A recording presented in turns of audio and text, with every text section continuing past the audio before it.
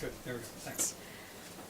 Mr. Einstein told us, and you've probably all seen the cartoon that goes around on Facebook, but what he actually said, or is attributed to him at any rate, is that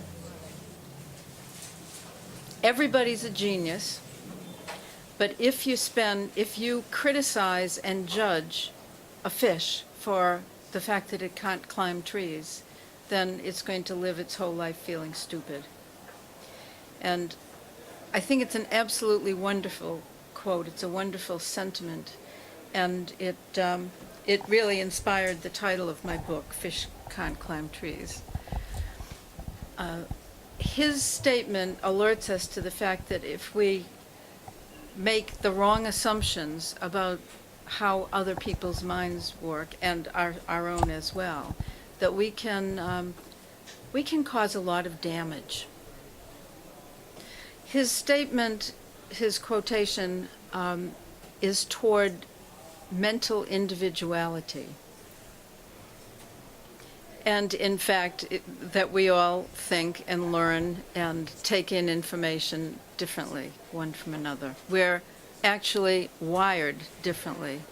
And if we ignore that, we're not doing well with ourselves, and we're not doing well with other people. But if we do understand how our minds tick and how they work and how we are wired, we can use it as a tool for personal development, personal growth. We can benefit our learning. And if we use it with other people and understand how their minds work, we can actually learn to talk to anybody. We can learn to communicate with anyone of both genders and every country of national origin and any age, on any topic, in any setting. We can talk to each other more easily. So that's what my book is about. And what you're looking at here are illustrations that represent 12 entirely different ways of dealing with information, of handling information. And each of you is one of these. I call the system the Mercury Model. It started life as a team-building tool in business in Cumbria. And my first book was written for parents about their children and how their children's minds tick. And this new book removed the age barrier, and it talks about everybody and how all of our minds tick at any age. I call these different ways of handling information learning styles. It's a term that has been used in psychology to mean something entirely different. So if you have an attachment to the term learning style, put it back out on the street, just for the duration of this little time, and look at it in a different way. How our minds start with new information is to make a decision about it as soon as it starts coming around the corner or over the hilltop and is approaching us. And we're either going to back off and say, I don't want to learn any of that, or we're going to open our arms really widely and say, bring it on, I'll have more of that. Or we're going to run out and meet it. And primarily, each one of us does that with every single new piece of information, like right now. So right now, as we're all in this little room, we're each sitting inside our own learning style, and it's filtering everything you hear, and it's filtering everything you say. So it regulates how you take in information and how you speak and how you deliver it. But the first thing is how you meet and greet new information. We're almost equally divided in this room right now between those people who I would call sharers and those who I would call containers.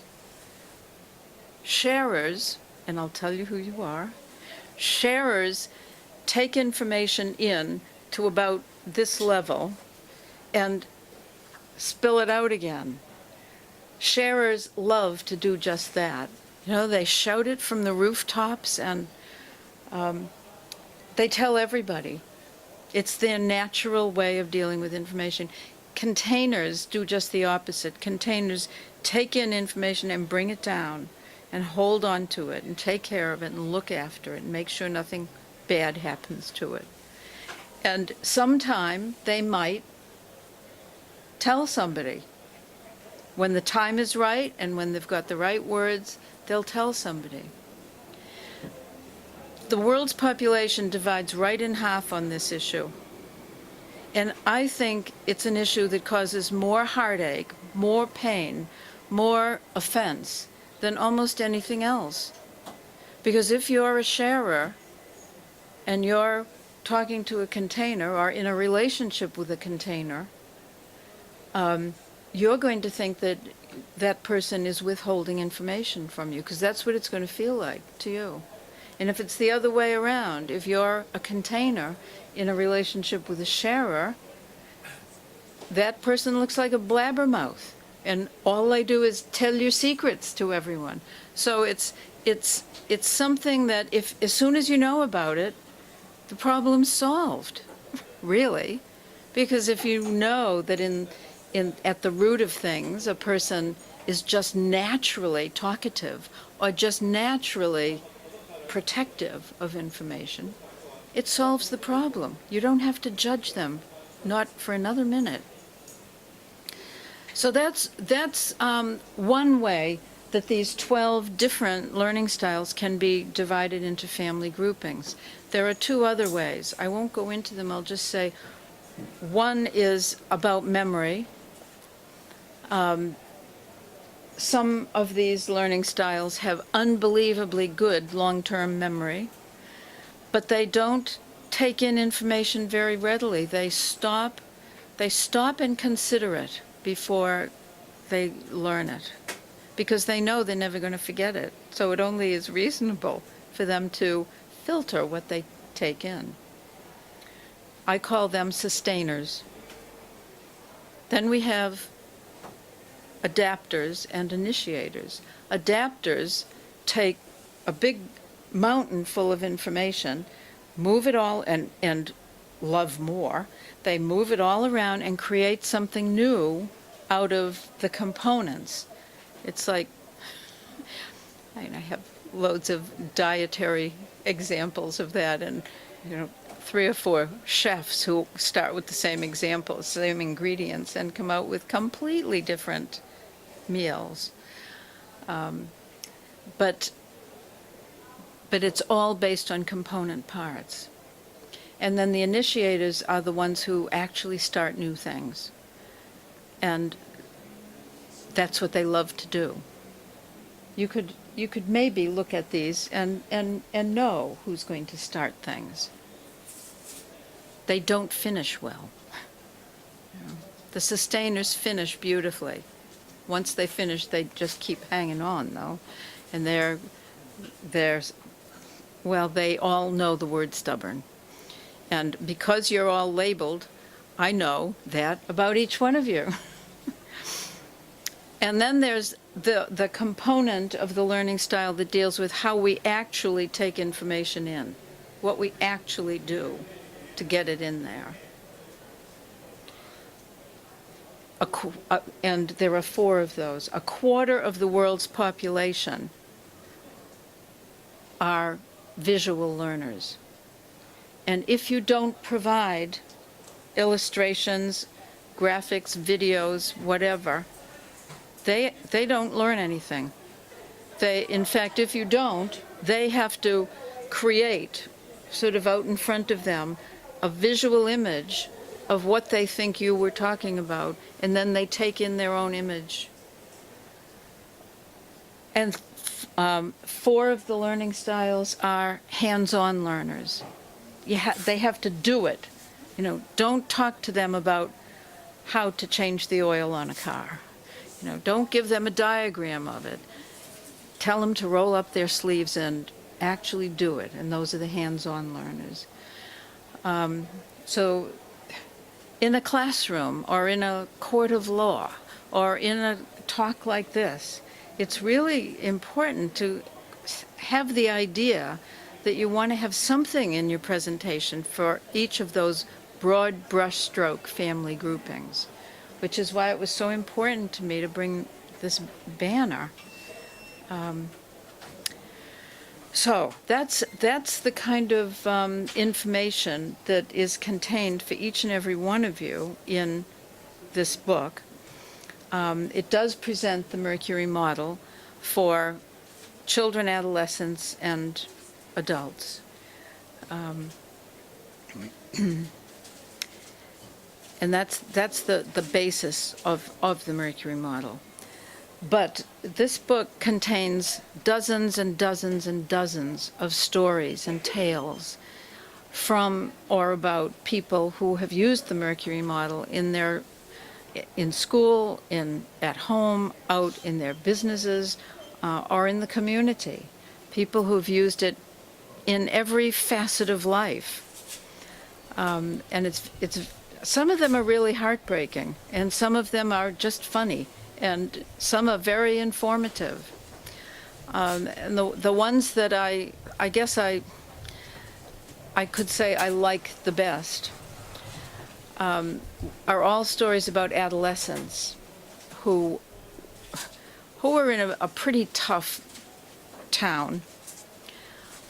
They were lucky in that the school had what's called a behavior center, and it was staffed by a person who was well skilled in the Mercury model, and he assessed the learning styles of each of the children, adolescents, they aren't children, adolescents who had been excluded from the classroom and sent into his unit. And there are maybe 8 or 9 stories in Fish Can't Climb Trees about what happened. And I know for a fact that there are young people now in sixth form college rather than in jail, specifically because of the Mercury model.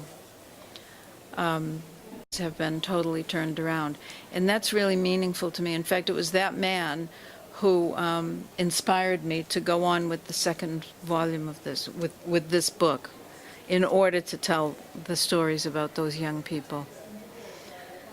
I have many business examples, many family examples, and I think it really says it all, because it's from the mouths of the people who benefited from it. Do you get the idea of it? Are we making progress here? Okay. Does anyone have any questions or any areas that they would like to discuss? Do you? Sure, yeah. Could you tell us maybe what each type means? So well, I can tell you a little bit about what each of the learning styles mean. The book has an entire chapter about each one, along with tips for how to help that person learn, and quotations from both famous and not famous people, as well as the tales. But you and I happen to be the same learning style, and we're the only two in the room who go under the name of Details the Analyst, this one. And it's one of the learning styles that throws open its arms widely and takes on mountains of information, because it loves information, moves it around and makes something new out of it, and then if it's not being used, it's not on the front burner, you forget it. And you probably don't necessarily remember the name of an author whose book you just finished last month. You have possibly forgotten telephone numbers and birthdays and things like that. You're very, very good at project work. You take on that mountain of information and you apply it to real life, hands-on. You do it, you work with it. But if you stop that activity and go off onto something else, you usually forget to make space for the rest of it. But the project is perfect. Does that sound familiar? Of each of the people who were here at that time. And I looked up the position of the planet Mercury. It has, and this is an important point, the Mercury model has nothing to do with behavior. It doesn't have to do with how you act or what we see when we look at you. So it's not, in astrology terms, that would be the sun or the rising sign. It doesn't deal with how you come across to people. It doesn't deal with your ego. It doesn't deal with your feelings. It doesn't deal with your belief systems. It deals with the little gray cells and how they work. And that's all. So that's how I assessed it. And because of that, I mean, the tables in here go from, I think it's 1915 to 2025. It's a lot. You can look up your parents and your grandparents. And in fact, I think that it's an important thing to do, because if you know, see, we disconnect from this natural way of being over the course of our lives. If we have a school teacher who's tremendously inspirational, we might want to emulate them. And we might give up that bit which we do naturally and therefore we're better at, we're stronger at, in favor of using somebody else's learning. Or if your parents were, if you're one of these starters who never finishes anything, and you're very good at starting, you maybe weren't recognized for being a good starter, and you only were criticized for not finishing. So you could have lost your connection with some of the best of your mind. In my workshops, I try very hard to reconnect people with the strength of their own mental dynamics. Does it take you long to assess? Do you just come up with a Yes, of course I will. I'll point out which one you are. Thank Year of birth 1976, and month and day. 28 October. Needs to make sense of something. And you may be doing that right now. You may be trying to make sense of this. But as soon as it's conceptualized in your mind, you've got it. That's all you need to do. The people who, this one, and this one, we have very few. Who has one of those?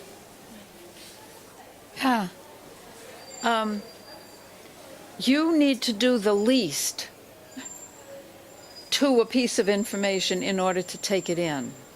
All you really need to do is just slide up next to it and inhale, and you've got it.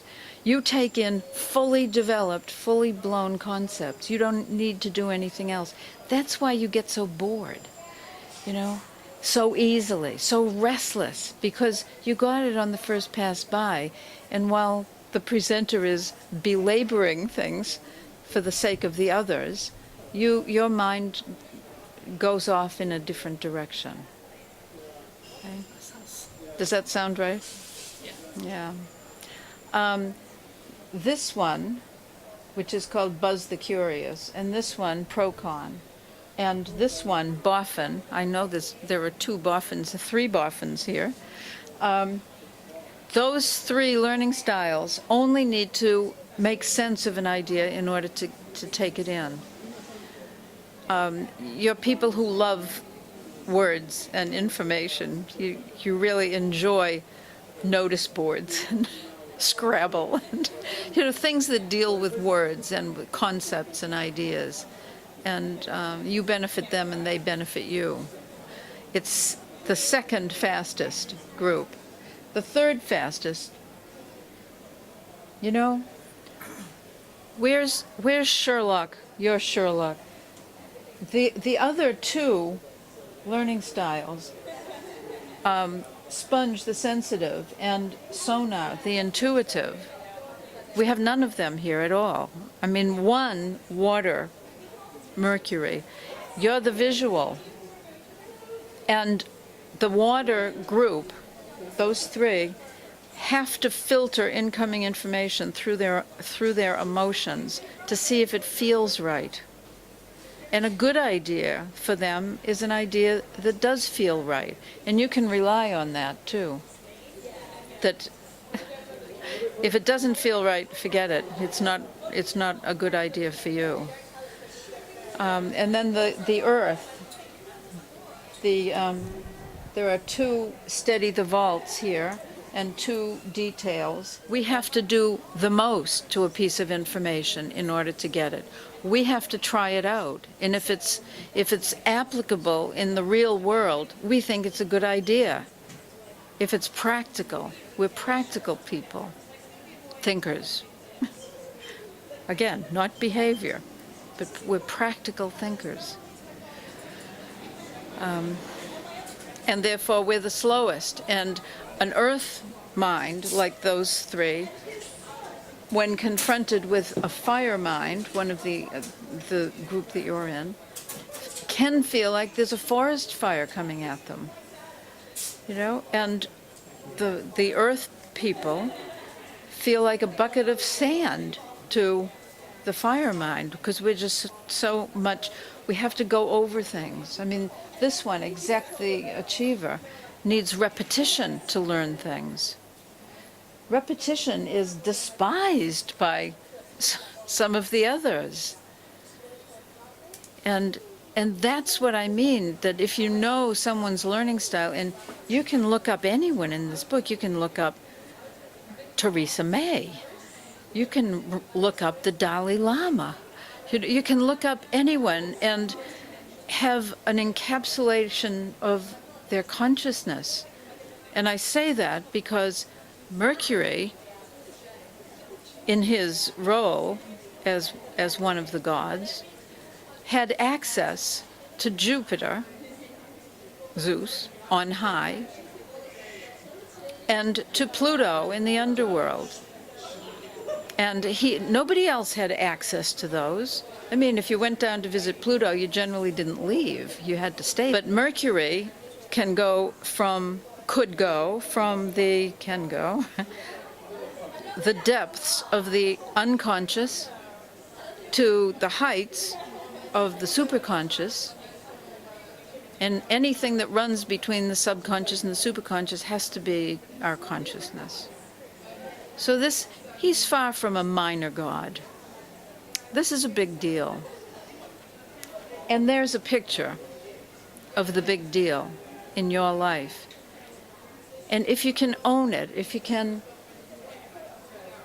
can recognize that our minds all tick differently and all work differently, then you can own the beautiful things that your mind can do without expecting that it's no big deal, everybody can do this. They can't. They can't. But you can do any of those activities. Well, particularly in relationships, some of these get along beautifully one with the other. And it's very easy to tell when people get along well by looking in my book. There are other people who have no common ground at all. There's nothing that naturally links them together. And we have several people in this room who, if they tried to establish a relationship, might think, well, I just don't like that person. But it's beyond that. It's that there's no common ground for communication. And if that happens to be a total stranger, you can easily walk away and nothing is lost. But if it's a child, or your partner, you don't have the luxury of just walking away, and you have to really look through the eyes of the other person in order to see who they are and explain as best you can to the other person who you are, and build bridges. You have to build them. They don't exist naturally. Definitely, it's one of the reasons I wrote the book, was to foster right relationship and appropriate assertiveness as well. You know, to go to bat in favor of your own mind, you know, to defend it. Does that help about the relationship part? One's mental strengths can be used in any profession. I don't think one's mental strengths would focus them particularly on a particular profession. For example, my first profession was in nuclear chemistry, and my advanced degrees are in chemistry. And for a number of reasons, it became an inappropriate activity for me to follow. But the exact same mental dynamics that made me a good chemist, again, details the analyst. What made me a good chemist is also what makes me a good astrologer. Because I turn over stones to see what's living underneath. I don't give up easily. I need all the details. And if at 18, if you told me I would end up as a professional astrologer and writing books in an area that is usually dominated by psychology and education, I would have thought you were nuts.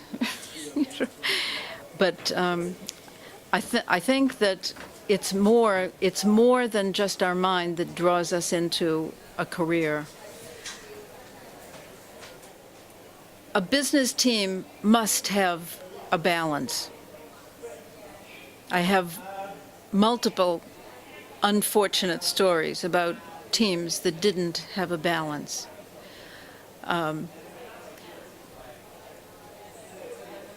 The interesting thing is if our minds, if we're both the same learning style, we can communicate with each other very easily.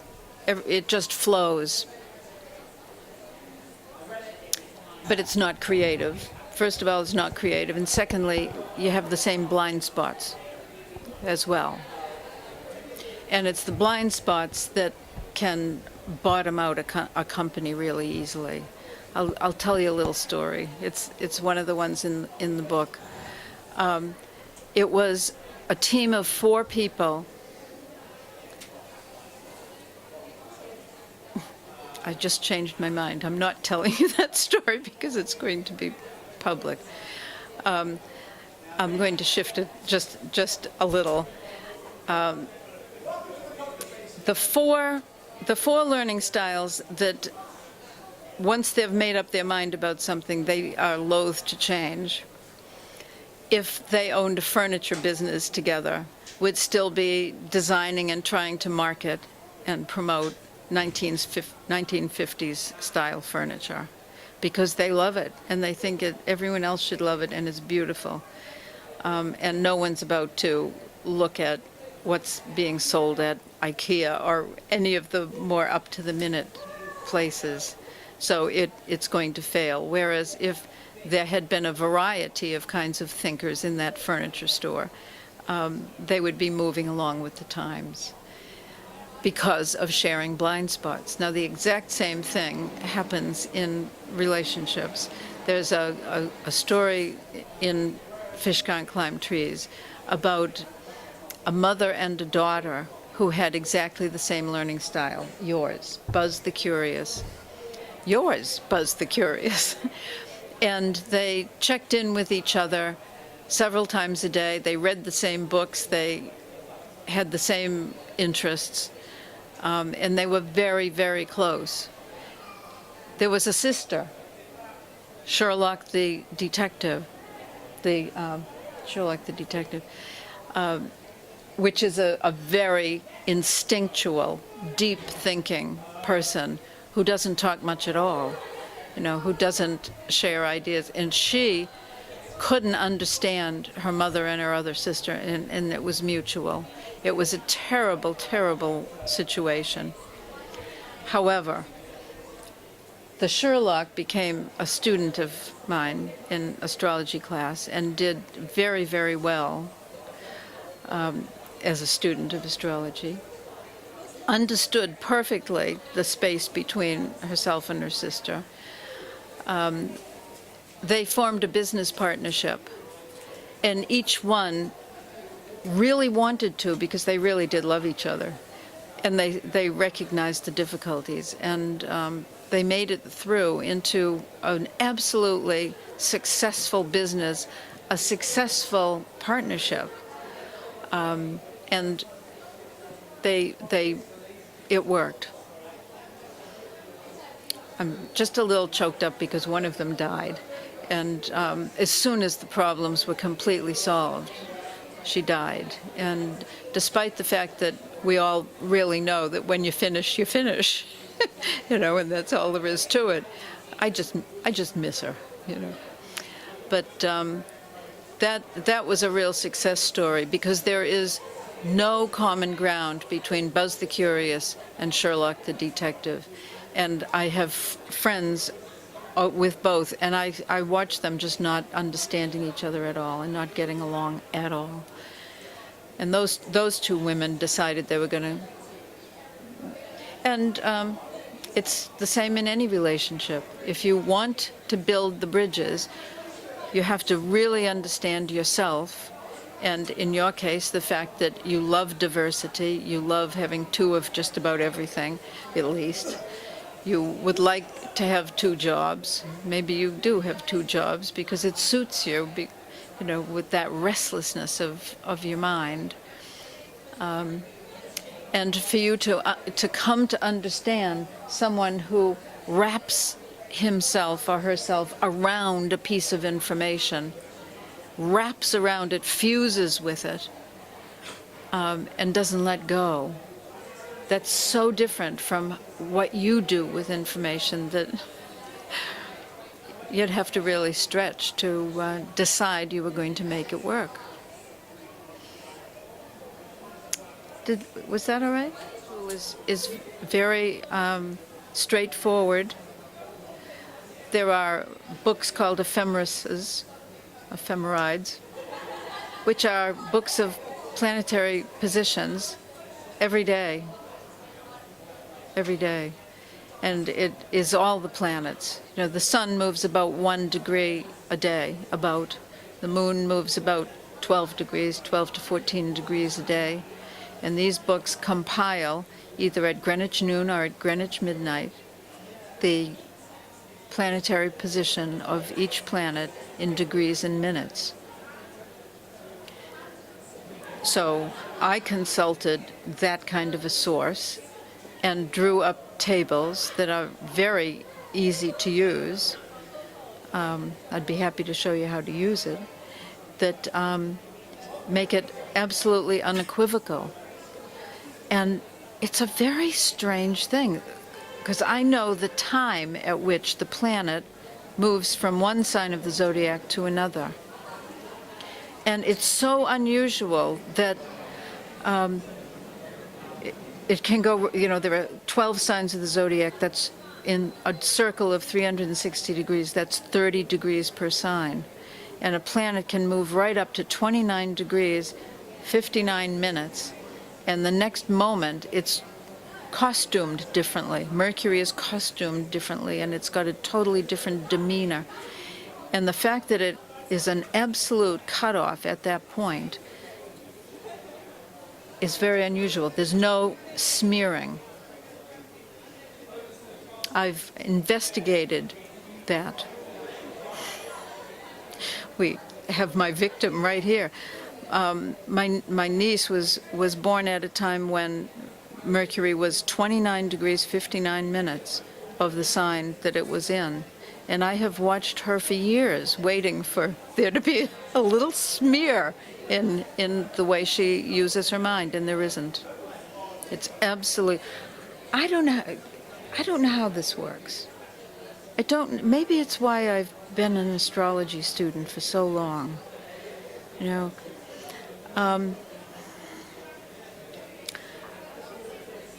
if there were 6,000 years of accumulated data in any other field that people have studied,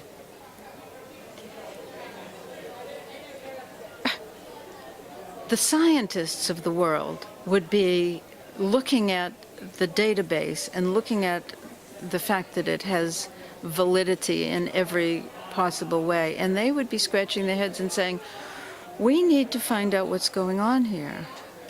And they don't. And I know that as a person with one foot in each camp. You know, and I'll always be a scientist, no matter what I'm doing, and I can't imagine myself turning away from the study that I'm in, but just expanding upon it. And I feel really done to that other scientists are not there saying, it obviously works, we have to find the mechanism by which it works.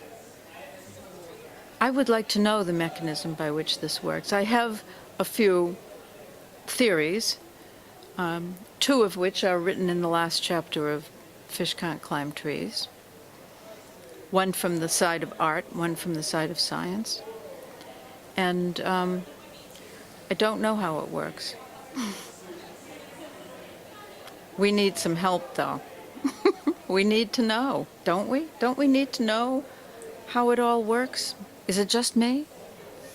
You know, to actually have that there isn't, we don't know about a type of energy, a type of force that can act over that kind of distance. With all the different kinds of forces that we've studied as scientists, none of them exert themselves over that distance. It's very much part of the system, and it's very much part of astrology. It was in Indian astrology, no. Oh, in Indian astrology, it's considered not part of the system. Oh, is that right? Oh, I didn't know that, and But on the Western astrology is part of the system. oh, absolutely. It's the essential indicator of transformation, of death and rebirth, of surrender. Well, no. Given that we don't know the mechanism by which astrology works, we can't assume that distance has any bearing on it at all. I was once talking to a farmer. I live in Cumbria, and I was talking to a farmer, a woman who had very strong roots to the earth, and explained all of this to her. And she said, you don't need to keep saying it, Helyn. I get it. Two things that happen at the same time are always connected with each other. I said, what do you mean? She said, well, I'm a farmer. I know. I watch it all the time. Two things that happen at the same time always are connected with each other. Well, could it possibly be that we, in our infinite wisdom, infinitely, our infinite selves, in our infinite wisdom, with a time when the incoming core essence of who we are is in line with where the planets are positioned? And it isn't a causal relationship at all. I think it is absolutely not a causal relationship. I don't think that the position of the planets in the solar system at the time of our birth make us anything. I don't think they influence us at all. I think we're born and they're where they are, and it's a different relationship. It's a synchronous relationship rather than a causal one. That's what I think, which leaves plenty of scope for saying it doesn't matter if Pluto's billions of miles away, or light years, and the moon is only a stone's throw by comparison. So it's worth pondering.